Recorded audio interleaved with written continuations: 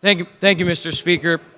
Mr. Speaker, I urge to ask the members to support House Bill 1385, which represents a real 3.6% increase for Penn State and its branch campuses, a real $8.4 million increase, not some theoretical increase that may happen or that someone may have proposed.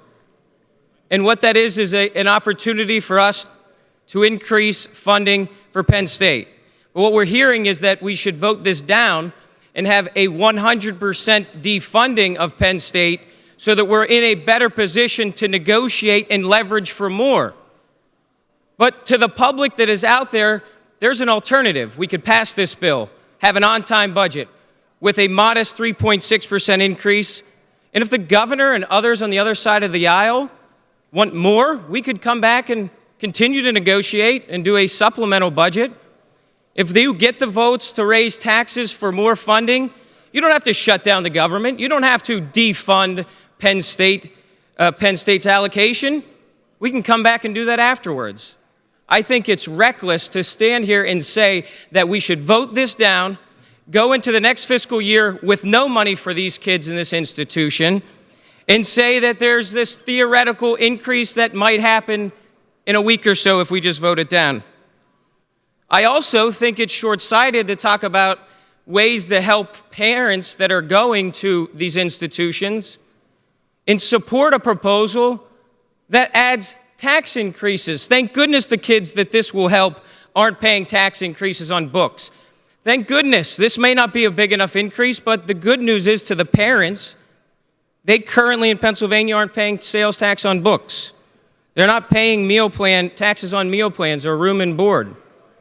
This is an institutional funding bill. That is true. And it needs to be funded by revenue sources that individuals pay. And so I don't think it's actually anywhere off the course of reasonable debate to talk about the taxes that will pay for this.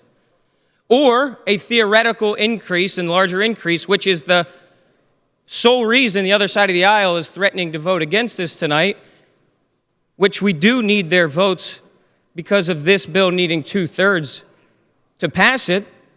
The House Republicans, I think, are committed, and the Senate Republicans are committed to getting this on-time budget on the governor's desk on time. But this is one part where we can't do that.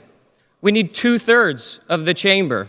And if that means the other side of the aisle doesn't help send this bill to the Senate, that means July 1st, there are no dollars going to the Penn State institutions and its branch campus. I'm not prepared to do that, Mr. Speaker. I'm prepared to send this bill to the Senate.